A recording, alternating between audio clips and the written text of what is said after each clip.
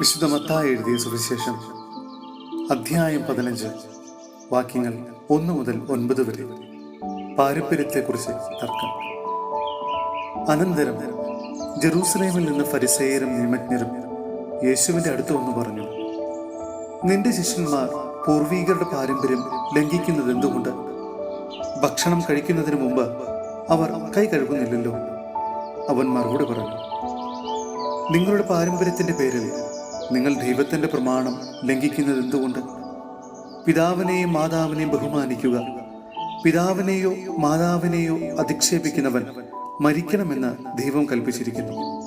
എന്നാൽ നിങ്ങൾ പറയുന്നു, ആരെങ്കിലും തൻ്റെ പിതാവിനോടോ മാതാവിനോടോ എന്നിൽ നിന്ന് നിങ്ങൾക്ക് ലഭിക്കേണ്ടത് വഴിപാടായി നൽകി കഴിഞ്ഞു എന്ന് പറഞ്ഞാൽ പിന്നെ അവൻ അവരെ സംരക്ഷിക്കേണ്ടതില്ല എന്ന്.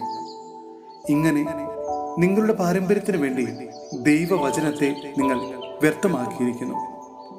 കപടനാട്ടിക്കാരെ, യെശയ്യാ നിങ്ങളെപ്പറ്റി ശരിയായി തന്നെ പ്രവചിച്ചു. ഈ ജനം അധരം കൊണ്ട് എന്നെ ബഹുമാനിക്കുന്നു, എന്നാൽ അവരുടെ ഹൃദയം എന്നിൽ നിന്ന് വളരെ അകലെയാണ്.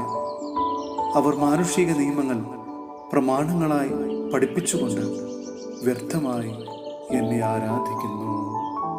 സഹോദരരെ, വിശുദ്ധ പത്രോസ്ലീഹ എഴുതിയ 2-ാം ലേഖനം അധ്യായം 2 വാക്യങ്ങൾ 1 മുതൽ 3 വരെ. വ്യാജപ്രവാചകന്മാർ.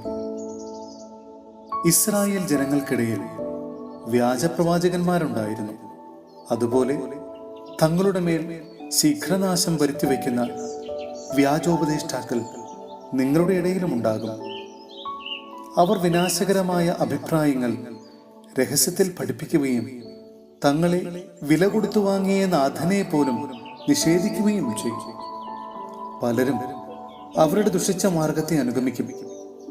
അങ്ങനെ അവർ മൂലം സത്യത്തിന്റെ മാർഗം നിന്ദിക്കപ്പെടും. അത്യാഗ്രഹം കാരണം വ്യാജം പറഞ്ഞ് നിങ്ങളെ അവർ ചൂഷണം ചെയ്യും.